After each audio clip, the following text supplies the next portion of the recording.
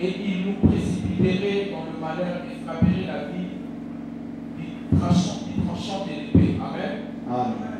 Nous lirons un deuxième texte. Des Chroniques chapitre 20. À partir du premier verset jusqu'au troisième verset. Je lis pour nous. Après cela, le fils de Moab et le fils d'Amnon, et avec eux des Maonites marchèrent contre Josaphat pour lui faire la guerre. On vint en informer Josaphat en disant: une multitude nombreuse s'avance contre toi depuis l'autre côté de la mer, depuis la Syrie, et ils sont à Atsasson Tamar, qui est en Engedi. Dans sa frayeur, Josaphat se disposa à chercher l'Éternel et il publia un gel pour tout Juda. Amen. Oui,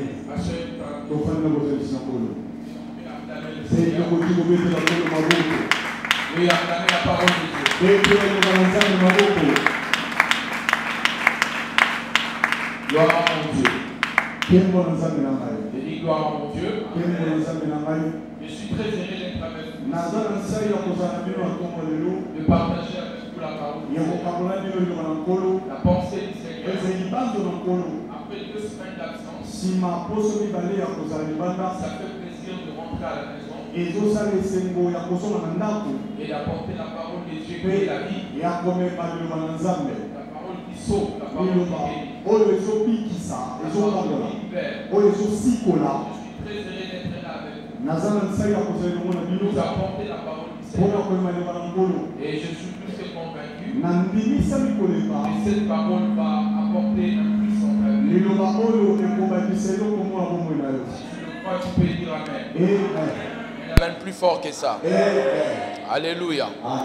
La sagesse pour résoudre des crises majeures. Amen. La sagesse pour résoudre des crises majeures. Pour ceux qui me suivent sur Facebook, je crois que certains d'entre vous avaient lu ma publication. Et sur cette publication, j'avais déclaré: tout être humain finit par traverser une crise tôt ou tard. Si vous êtes être humain et vous vivez ici sur la terre, tôt ou tard, vous traverserez une crise. Elle peut être une crise simple, elle peut être aussi majeure. Mais ce qui est sûr, nous traverserons tous d'une manière ou d'une autre. Nous traverserons une crise. Mais nous avons plusieurs sortes de crises qui peuvent nous arriver. Il y en a beaucoup, mais j'ai énuméré ici 4 sortes de crises. Premièrement, c'est la crise dont la vie nous impose. Tu dors bien, tu te réveilles et puis il y a un accident qui arrive la nuit ou le matin. Tu dormais et tu avais un projet avec ta voiture. En te réveillant le matin, quelqu'un va cogner ta voiture. Tu dormais avec l'argent et tu avais un projet. Quelque chose que tu devais réaliser avec ton argent le lendemain matin. Et puis comme par hasard, il y a une souris qui passe par là et bouffe ton argent. Tu étais en train de construire ta maison. Et puis il y a un vent impétueux qui frappe. Et les arbres tombent, cassent ta maison. C'est une crise que tu n'as pas provoquée. C'est une crise que tu n'as pas voulu. C'est un accident qui arrive. Un enfant qui tombe malade. Un conjoint qui veut divorcer. Ce ne sont pas des choses que vous avez prévues. Mais ce sont les choses qui peuvent arriver dans la vie. La vie peut nous envoyer des fois certains problèmes, certaines crises de cette manière. Tu es né et grandi. Tu n'avais pas rêvé un jour de perdre ta jambe. Tu n'avais jamais rêvé de perdre ton bras. Et qu'est-ce qui va t'arriver dans un accident? Tu perds ta jambe. Tu perds ton œil. Tu perds ton doigt. L'accident de la vie. Une crise que tu n'as pas programmée. Retenez déjà dans le premier point. Lorsqu'une crise vous êtes imposée, retenez déjà, vous ne pouvez rien faire avec ce que vous avez perdu. Est-ce que tu es en train de me dire? Vous ne pouvez rien faire avec ce que vous avez déjà perdu. Vous ne pouvez que faire quelque chose avec ce que vous avez. Très souvent, nous regrettons ce que nous avons perdu, mais nous ne concentrons pas notre force pour travailler avec ce qu'il reste. Ce que vous avez perdu, vous l'avez déjà perdu. Travaillez avec ce qui reste pour essayer de voir si tu peux récupérer ce que tu avais perdu. Deuxième sorte de crise, c'est celle que nous attirons nous-mêmes. Par manque de sagesse, par de mauvaises décisions, par de mauvais choix. Nous perdons des personnes importantes dans nos vies. Nous perdons l'argent. Nous perdons le mariage. Parce que nous-mêmes, nous étions pas sages. Parce que nous-mêmes, nous avons fait des mauvais choix. Nous avons pris de mauvaises décisions. À l'instar de Samson, Samson était né pour être un grand homme, un grand juge. Ainsi, Dieu a commencé à l'utiliser. Un homme puissant qui a commencé à libérer les enfants d'Israël entre les mains de Philistins. Alors quelque chose va se passer. Il va faire un mauvais choix. Et le mauvais choix qu'il va faire va créer une crise dans sa vie. Et cette dernière va détruire sa vie. Que Dieu nous épargne dans les mauvaises décisions. Qu'il nous donne la sagesse de prendre toujours de bonnes décisions. Et de faire toujours de bons choix. Au nom du Seigneur Jésus-Christ. Troisième crise, c'est celle dont vous avez vu venir. Non, ça je vais prendre en dernier. Troisième crise, c'est celle que Dieu provoque.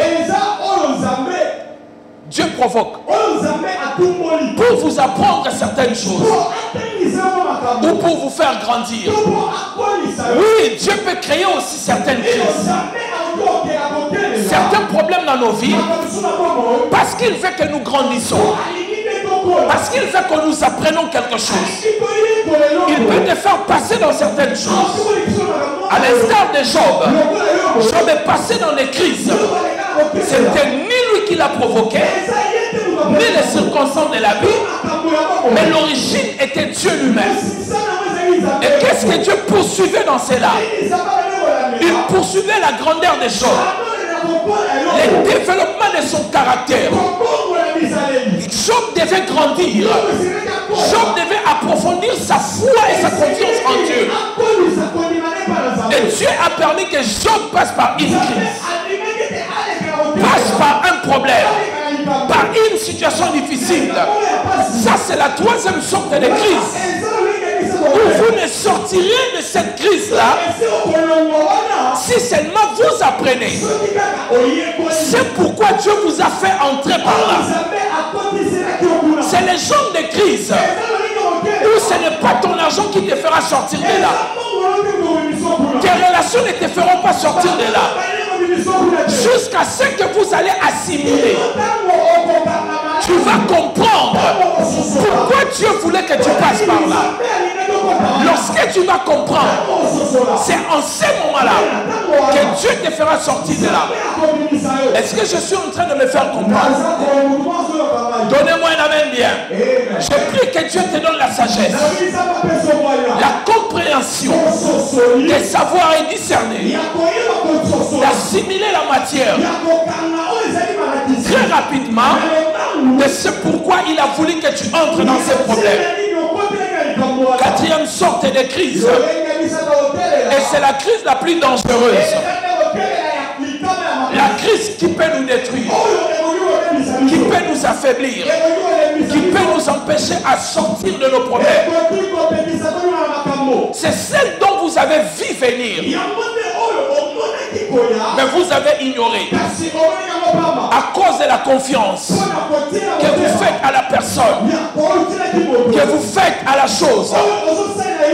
Il nous arrive des fois, ou à certains d'entre nous ici, nous nous trouvons dans des problèmes, alors que quelques mois avant, nous avons déjà vu ces problèmes venir.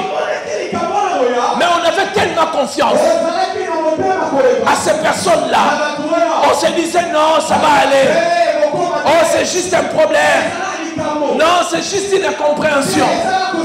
Nous avons vu cela arriver, mais nous avons négligé cela. Ça, c'est très dangereux. C'est la crise la plus dangereuse.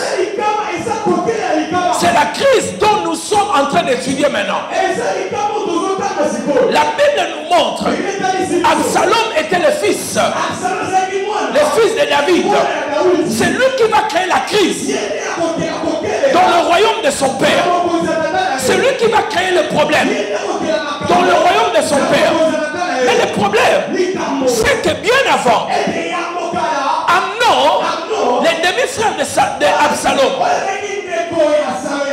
il avait déjà violé la sœur d'Absalom. Et Absalom avait tué. Il avait tué son frère. Et qu'est-ce qui s'est passé? Déjà à ce moment-là, Absalom était devenu déjà un réfugié. Il était déjà parti très loin. Le roi David pouvait déjà voir dans l'attitude d'Absalom un homme qui a l'envie de se révéler. Mais malgré cela, il a joué au sentiment parental. Il a ramené son fils à Jérusalem. Bien-aimé, écoutez-moi très bien. Les attitudes des gens parlent mieux que leurs paroles. N'écoutez pas ce que les gens disent. Regardez leur comportement envers toi. La manière dont je me comporte, c'est la grande vérité que c'est que je te dis. Regarde mon attitude. Comment je me comporte avec toi. Même si je te dis que je t'aime, mon attitude est une attitude de négligence. Ce que j'ai dit, ce n'est pas vrai. L'attitude dit toujours la vérité. Beaucoup d'entre nous, nous sommes entrés dans des problèmes. Simplement, nous n'avons pas voulu lire les attitudes des gens. Leurs attitudes avaient déjà changé depuis longtemps. Tu étais confiant à leurs paroles. C'est pour cela que tu es tombé dans des crises pas possibles. Bien-aimé, je regarde les gens.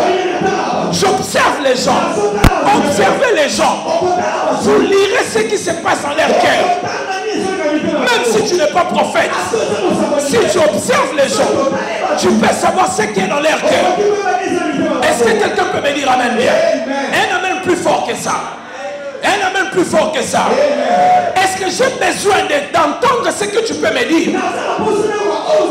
Si tu es responsable de l'église, pasteur de l'église, mais tu fais 1 mois, 2 mois sans venir à l'église, sans t'excuser, où tu nous dis que tu es en déplacement à Brazzaville et on te voit ici à Kimcol en train de manger le poisson. Est-ce que j'ai besoin de croire à tes paroles ou de croire à ton attitude? Est-ce que quelqu'un peut me dire amen bien? Les attitudes sont vraies.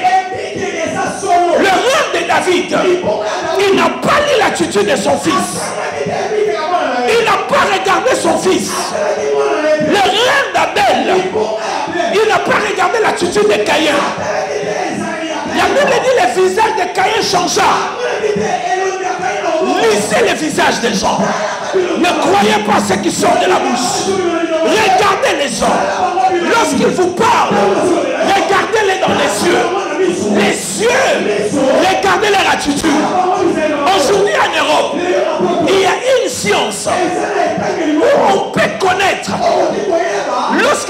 personne est en train de vous mentir. Il est en train de parler, mais vous lisez son attitude. C'est mimique. Lorsque vous regardez les symboles du corps, vous allez comprendre s'il dit la vérité ou s'il est en train de mentir. Que le Dieu Tout-Puissant vous donne la sagesse de ne pas croire à ce qu'on vous dit, mais de lire les attitudes des gens. Si tu es avec moi, donne-moi un amen bien. Un amen plus fort que ça. Dis après moi la crise. La crise. Je t'entends pas bien, la crise. La crise. Plus fort que ça, la crise. Oh oh, dis-le 3 fois, la crise, come on. La crise, la crise, la crise. Alléluia. Amen. Alors, la chose la plus dangereuse ici, dans cette crise, ça ne vient pas de l'extérieur. Cette crise, la crise de cette histoire, elle ne vient pas de l'extérieur. Elle vient de l'intérieur. La pire des crises que tu peux vivre dans ta vie, c'est celle de l'intérieur. Quand les gens t'insultent dehors, ça n'a pas d'impact que si tu as un problème avec ta femme ou tes enfants. Alléluia. Donnez-moi un amen bien. Lorsque vous voyez un homme, d'ailleurs pour un homme, bon, la plupart de vous, vous n'êtes pas mariés. Mais je vais parler aux mariés, ils peuvent comprendre cela. Il n'y a rien de pire que ta femme t'appelle pour te dire, tu vois que j'avais raison. Tu n'auras même pas envie de rentrer à la maison. Tu peux passer des heures et des heures au bureau. Des heures et des heures au bureau. La crise à l'intérieur, tu peux créer même un travail que tu n'as pas besoin. Pour rentrer à 1 heure où ta femme dort déjà. Quelqu'un me dit amen bien. Amen. Comme un pasteur avait dit, si tu vois un homme commence à appeler sa femme maman, ça veut dire que la situation devient compliquée. Quelqu'un me dit amen bien. Un amen plus fort que ça. Amen. Donc je disais, la crise de l'intérieur, elle est très difficile. Vaut mieux une crise de dehors. À l'intérieur, vous allez gérer. Mais la crise de l'intérieur, tu vas dormir là-bas, tu vas manger là-bas. Ça devient compliqué. David se trouve dans une situation très compliquée. Il était déjà roi depuis plusieurs années. Il avait déjà géré beaucoup de crises.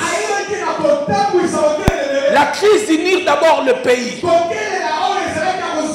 Le royaume du nord et le royaume du sud. La crise de récompenser tous ceux qui ont fait la guerre avec lui. De rendre son état fort. Son royaume fort. Et sa charge tant que père. Gérer des crises dans la famille. L'inceste. Sa fille qui a été violée. Son fils qui a été tué par son propre frère. Cette fratricide qui était dans sa famille.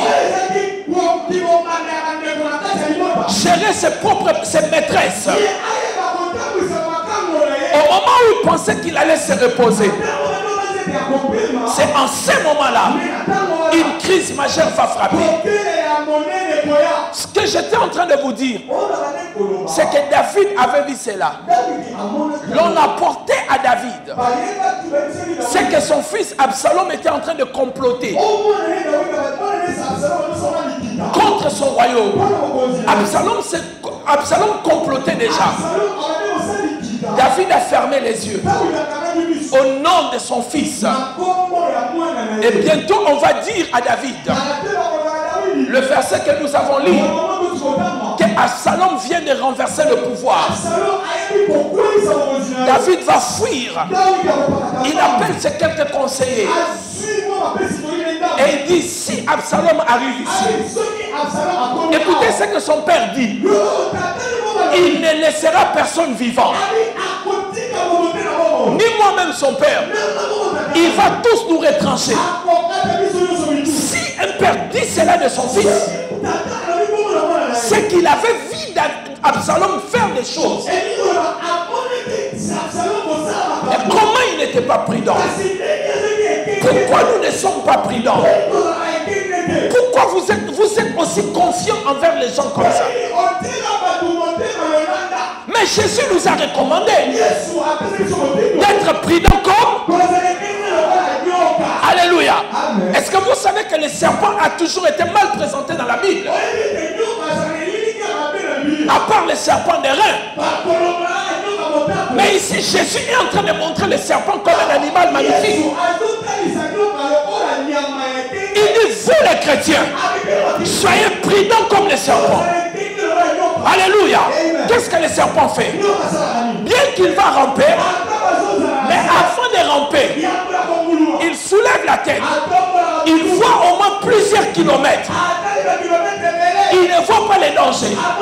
Il s'abaisse pour ramper. Devenez prudent. Devenez prudent, bien-aimé. Devenez prudent. Est-ce que tu es en train de m'écouter ici? Maintenant, écoutez-moi bien. Écoutez-moi bien parce que je vais aller vers la conclusion. Qu'est-ce que c'est une crise? La crise est une période de confusion. Rien n'est clair dans votre vie. Rien n'est bien défini. Il y a des gens ici dans cette église. Vous traversez une situation confuse où rien n'est clair dans votre vie. Rien n'est bien défini. La crise est un moment de stagnation où tu ne progresses pas, tu n'avances pas et tu ne recules plus. C'est un moment d'incertitude, un moment de difficulté, un moment de trouble. Et nous passons tous par là. Si ce n'est pas aujourd'hui, ce n'est pas une prophétie. Ça viendra dans le futur. À un moment, tu vas passer la crise. Maintenant, écoutez-moi très bien. Et écrivez tout ce que je vais vous dire à partir de maintenant. N'oubliez jamais, une crise, très souvent, est une invitation de Dieu à la grandeur et à la percée. La plupart des crises qui vous arrivent, la plupart, est une invitation de la grandeur. La crise qui est arrivée en Israël, David a compris, cela était une invitation divine pour monter. Il a trouvé la solution. Il a battu Goliath et il est devenu un grand homme. Est-ce que quelqu'un est en train de m'écouter ici? Maintenant, écoutez-moi bien. Durant la période de la crise, nous rencontrons 5 types de personnes. C'est là où il y a le nez de ma prédication. Vous devez écrire ce que je vais vous dire. Dans chaque crise, nous rencontrerons 5 types de personnes. Toute situation difficile que tu vas traverser, tu rencontreras 5 types de personnes. Premier type de personnes, ce sont des gens indifférents. Lorsque tu traverses des moments difficiles, il y aura des gens indifférents. Comme s'ils ne voient pas ta souffrance. Comme s'ils ne voient pas ton problème. Vous les expliquerez ton problème. Mais ils ne feront rien du tout. Ils ne vont même pas tousser. Ils ne feront rien du tout. Ne pleurez pas. Bénissez le Seigneur. Il y a des crises de foi. Tu veux que les gens puissent même te conseiller, même s'ils ne te donnent pas la solution, mais qu'ils te donnent même le conseil. Mais c'est la pression là. Les gens sont indifférents. Est-ce que quelqu'un peut me dire amen bien? Oh, oh, un amen bien. Alléluia. Deuxième type de personnes qui vont nous entourer dans la crise, ce sont des pérés. Les gens qui ont envie de t'aider, mais la peur les paralyse. Ils ont peur que les gens te voient avec toi. Il y a un prophète ici chez nous, il a tellement traversé de moments difficiles. Il y a eu beaucoup d'accusations. des fausses et des vraies. Il a fait un grand travail dans ce pays. Un homme puissant, un homme que Dieu a utilisé. J'ai toujours eu envie de l'aider. Je l'ai même fait 2 fois. Mais des fois j'ai envie de l'aider. Mais la peur de sa réputation. J'ai peur que les gens me voient avec lui. Donc des fois, bien aimé, on a envie d'aider les gens. Mais la peur que leur problème puisse te coller ou que tu payes le prix de son problème, tu préfères regarder de loin. Ça, c'est la deuxième catégorie de personnes que nous rencontrons dans chaque difficulté. Ils ne sont pas méchants. Ils ont envie. Mais la peur le paralyse. La peur des réactions des gens. La peur de ce que les gens vont dire. Le péré. Des gens compliqués. Des gens comme des pierres. Il a envie de suivre Jésus. Lorsque Jésus traverse la crise, mais la peur, Pierre se met de loin. Il s'approchait. Une femme est venue lui dire, mais toi aussi tu étais avec lui. Pierre a dit, ah non, non, non. La pression elle est forte. Tu as peur. Lorsque tu vas intervenir, les gens vont dire, ils sont tous pareils. Des prophètes aventuriers, des prophètes voleurs, des prophètes escrocs. Pour que tu ne sois pas étiqueté, tu préfères regarder ça de très loin. Troisième catégorie de gens, ce sont des indiscrets. Dis après moi des indiscrets 3 fois. Les indiscrets, les indiscrets, les indiscrets. Est-ce que tu peux les dire encore les indiscrets? Merci. Oh, 3 fois les indiscrets, on y va. Les indiscrets. Troisièmement, ce sont des indiscrets. Les gens des personnes, lorsque nous traversons une crise, ils vont entrer dans notre vie dans l'intention pour toi. Ils sont venus t'aider. Oh, ils ne sont pas venus pour cela. Pour apprendre, comprendre, connaître, pour aller dire à d'autres personnes. Les indiscrets. Des personnes qui te donnent l'impression, qui se soucient de ton problème. Ils t'accompagnent même là où tu vas. En fait, quand ils t'accompagnent, c'est pour écouter, c'est pour voir, c'est pour enregistrer et dire à d'autres personnes. Vous devez faire très attention. Dans toutes les crises que vous traverserez, regardez s'il y a des indiscrets. Quatrième catégorie, c'est les fouillards. Les gens qui préfèrent sauver leur vie que de la perdre à cause de toi. Ils préfèrent sauver leur vie que de perdre leur vie à cause de toi. La Bible nous montre un disciple du Seigneur. Il a même fui nu lorsqu'on a arrêté le Seigneur. C'est écrit dans Marc, je crois. La Bible dit on a tiré son drap. Ce jeune homme a laissé les draps. Il a fui nu. Il a dit Amen. Chacun son problème. Chacun. Que Jésus lui-même porte sa croix. Le gars il s'est cassé. Combien de gens nous ont abandonnés dans le moment difficile? Des gens qui ont fui. Au moment où tu avais besoin de lui.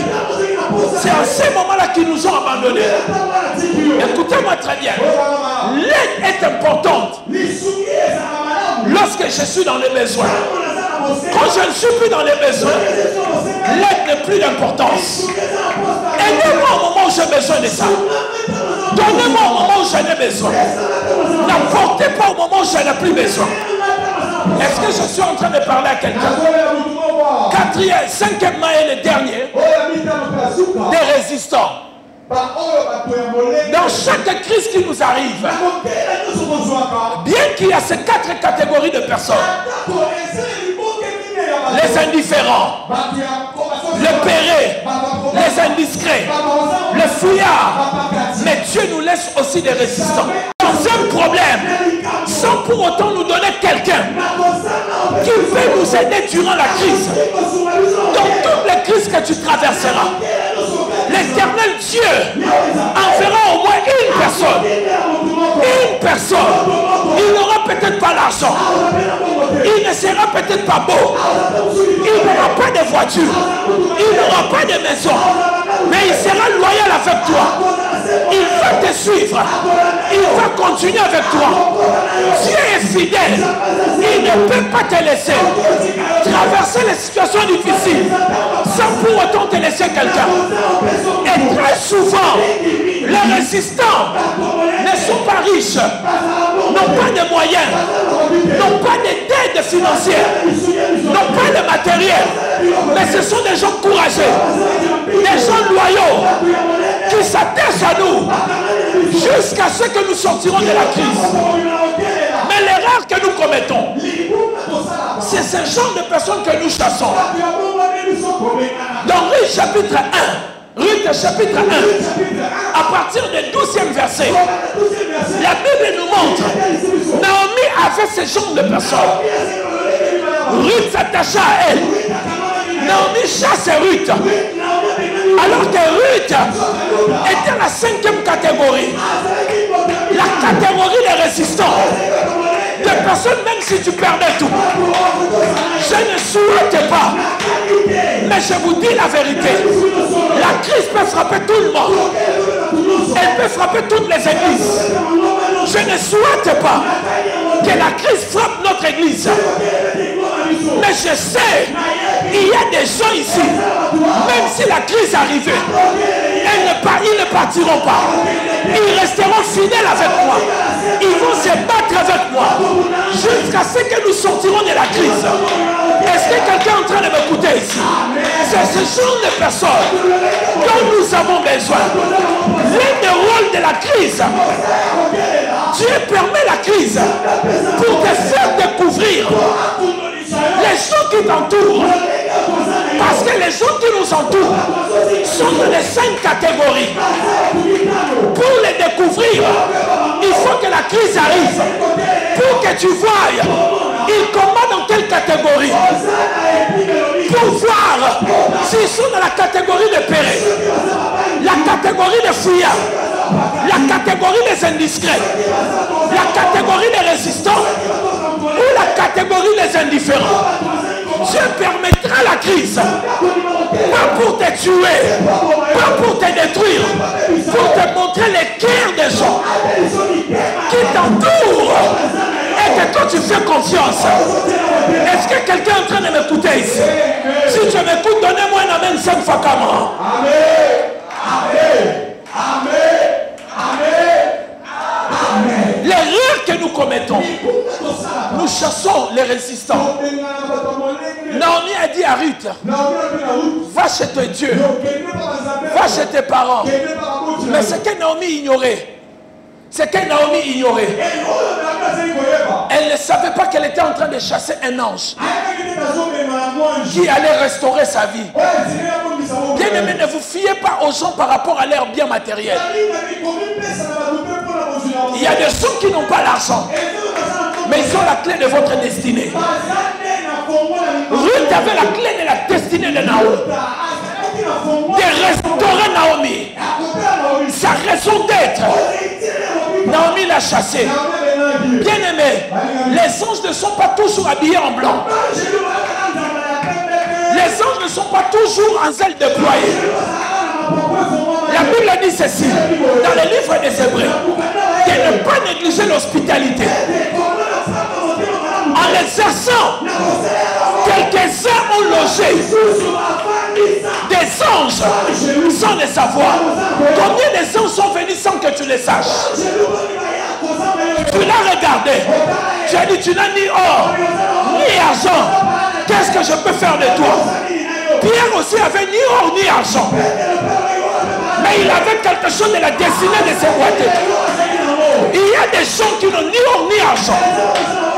Mais en eux, ils peuvent débloquer votre destinée. Moi, je destinée. Si tu entres en contact avec moi, ta vie va changer. Dieu m'a ouvert pour cela. Reste avec moi quelques mois, quelques années. Ta vie va changer. Est-ce que tu me crois? Bien-aimé dans le Seigneur, il y a des gens qui vous entourent, qui sont des résistants. Dans un roi, la Bible nous parle d'Élie. Lorsqu'il était en train de fuir Jézabel, 1 roi 19 verset 3, la Bible dit pendant qu'il fuyait, il était dans une crise profonde. Pendant qu'il fuyait, la plus grosse erreur qu'il a commise, il a demandé à son serviteur, reste ici, ne viens pas avec moi. Et comme il était resté seul, il est tombé dans la solitude. Dans une crise, la chose que tu dois éviter, c'est la solitude. Il est resté seul. Il a dit à Dieu, tue-moi. Élie n'avait pas besoin de mourir. C'est la crise et la solitude qui l'a poussé à demander la mort. Vous voulez que je vous prouve cela? Bibliquement, qu'Élie n'avait pas peur de la mort. Il n'avait pas besoin de la mort. Mais lisez la Bible. La Bible dit qu'il a fui Jézabel. Pourquoi? Jézabel voulait faire quoi? Le tuer. Mais s'il avait besoin de mourir, il allait qu'à rentrer vers Jézabel et dire à Jézabel, tue-moi. Le fait qu'il a fui Jézabel, il n'avait pas besoin de mourir. Est-ce que quelqu'un est en train de m'écouter? Alléluia. Et la seule chose qu'il avait fait, la seule chose qu'il a demandé à Dieu, des négatifs, Dieu ne lui a pas donné. Et lui n'est jamais mort. Lui qui croyait qu'il allait mourir, il a été enlevé. Ce qui nous fait peur, bien-aimé, ça ne nous tuera jamais. Moi aussi j'avais peur de la destinée, peur de l'avenir. Mais aujourd'hui je n'ai plus peur de l'avenir. Quelqu'un me dit amen bien.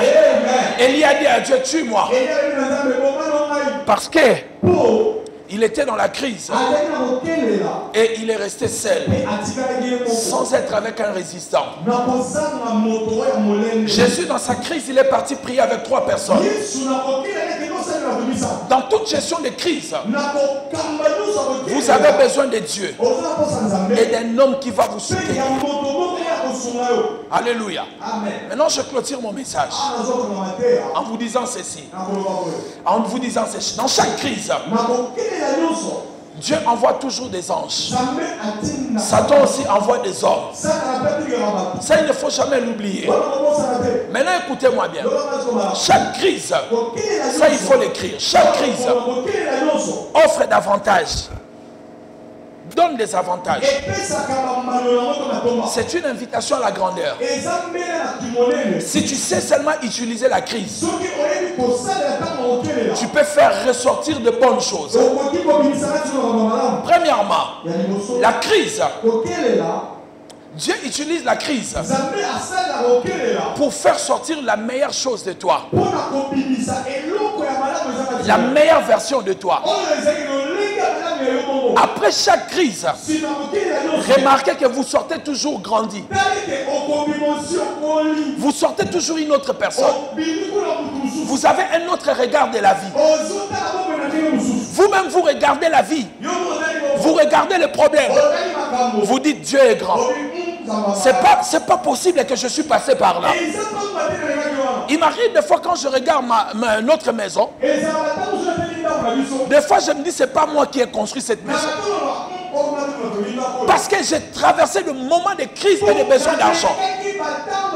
Quand cela est arrivé, des fois je regarde, je dis mais comment je fais pour réaliser la chose? C'est ça la crise. C'est ça le problème. Quand tu sors de problème, ton regard change. Ça ajoute une valeur en toi. Ça ajoute de l'estime en toi. N'ayez plus peur de la crise, bien-aimé. N'ayez plus peur de la crise. Deuxièmement, la crise te révèle toujours le cœur des gens. La crise te révèle toujours le cœur des gens. Qu'est-ce qui va se passer? Il y a des personnes qui vont te quitter pendant la crise. Il y a des personnes qui vont t'enfoncer.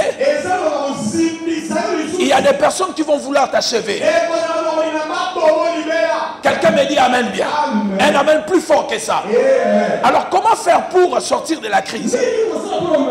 Je donne 3-4 points rapidement et nous retirons. Écoutez-moi très bien. Je vous ai dit, la crise vous fait grandir. Ça révèle la force cachée en toi. Ça fait grandir ta confiance en Dieu. C'est quand tu sors de la crise, tu dis Dieu merci parce que sans toi, je ne pouvais pas sortir de ça. Et ça éloigne de mauvaises personnes de toi. La conclusion de mon message. Comment sortir d'une crise? Lorsqu'on traverse une crise, la première des choses que tu dois faire, c'est de recourir à la prière. Très souvent, je ne sais pas si vous avez remarqué, c'est lorsqu'on traverse des moments difficiles, c'est le moment où on se fâche contre Dieu. Tu vois, on commence à bouder Dieu. Dieu, je suis fâché.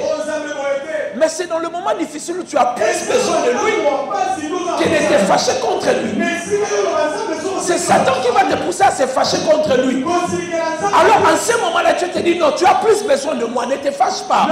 Parce que si je te laisse là maintenant, comme tu me traites de méchant, si je vais te montrer la méchanceté maintenant, tu ne t'en sortiras pas. Priez.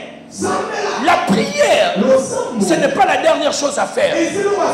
Beaucoup d'entre nous, lorsqu'on traverse la crise, on essaye par des fois ces moyens. Quand ça ne marche pas, tu reviens maintenant vers Dieu dans la prière. Pasteur, j'ai tout essayé. Il me reste seulement la prière. Oh, non, il fallait commencer par la prière. La prière, ce n'est pas la dernière chose à essayer. Priez. La Bible dit, dans 2 Chroniques chapitre 20, versets 3 à 4, Josaphat est entouré. On est en train de le tuer, de détruire Juda. La Bible dit Josaphat, dans sa frayeur, dans sa peur, au lieu d'insulter Dieu, il cherchait l'Éternel. Il a convoqué les jeunes nationales. Quand la crise elle est forte, appelle des hommes pour prier avec toi. Demande des gens qui t'entourent dans la prière. Demande aux gens de t'imposer le mains. Appelle même 14 personnes qui t'imposent les mains pour que tu sois ravivé dans la foi. Il y a des batailles que tu ne peux pas gagner seul. Il y a des batailles. Ta prière à toi seul ne suffira pas. Il faut la prière soit de l'église, soit du pasteur, soit d'un département. La Bible dit ceci. Lorsque Dieu est en train de parler à Élie, il dit va oindre Élisée, prophète à ta place. Ainsi, qu'est-ce qui va arriver? S'il ne tombe pas par l'épée d'Élisée, il va tomber par l'épée de Jéhu. Il y a une épée qui finira par le faire tomber. Si ta prière ne réussit pas, va chez le pasteur José. Si ça ne passe pas, va chez le pasteur Yann. Si ça ne passe pas, va chez le pasteur Noah. Si ça ne passe pas, va chez le pasteur Matou. Si ça ne passe pas, va chez le pasteur Rebecca. Si ça ne passe pas, si ça ne passe pas, va chez le pasteur. Si ça ne passe pas, viens chez le Père. Et ici, on va marcher sur cela. Ça finira par tomber. Est-ce que quelqu'un est en train de m'écouter ici? Quelqu'un me dit amen bien. Un amen plus fort que ça. Deuxième vérité. Quand on traverse une crise, la deuxième chose que tu dois faire, ne te panique pas. Ne te panique pas. Paniquer. Assis-toi. La Bible dit ceci. Le Seigneur a dit à mon Seigneur, assis-toi à ma droite jusqu'à ce que je ferai tes ennemis ton marchepied. En d'autres mots, jusqu'à ce que je te donnerai la solution. Toi, assis-toi. Bien-aimé, nous devons apprendre à nous reposer auprès du Seigneur et à dire que Dieu est au contrôle. de chaque situation de ma vie.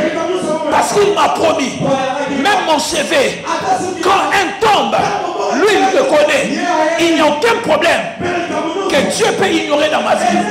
N'oubliez jamais, il n'y a aucune crise où tu peux entrer sans que Dieu puisse avoir le moyen de te faire sortir de là. Lazare était dans le tombeau, il est sorti. Joseph était dans le puits, il était sorti. Jonas était dans le poisson, il était sorti. Shadrach, Meshach, Abednego, ils étaient dans le fer, ils étaient sortis. Daniel était dans les trous du lion, il était sorti. Jésus était dans le tombeau, il était sorti. Il n'y a pas un endroit où tu peux entrer sans que Dieu te fasse sortir. Israël était en Égypte, Dieu l'a fait sortir. Abraham était à Chaldée, Dieu l'a fait sortir. Tu finiras par sortir là où tu te trouves. La crise que tu traverses finira par trouver la solution. Si tu crois, dis Amen 5 fois comme moi. Amen. Amen. Amen. Assis-toi. Yaya Vandanayo Shakudu. Vandanayo. Viens nous chanter ici. Bien aimé, je ne sais pas par où tu passes. Je ne sais pas quelle est la crise que tu traverses. Il n'y a pas une chaise dans les moments difficiles. Tout ce que nous traversons, ce n'est qu'une traversée.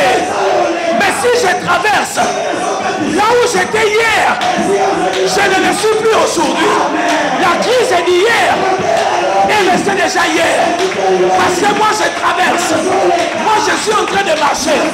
Je ne sais pas par où tu traverses. Je ne sais pas ce que tu as perdu.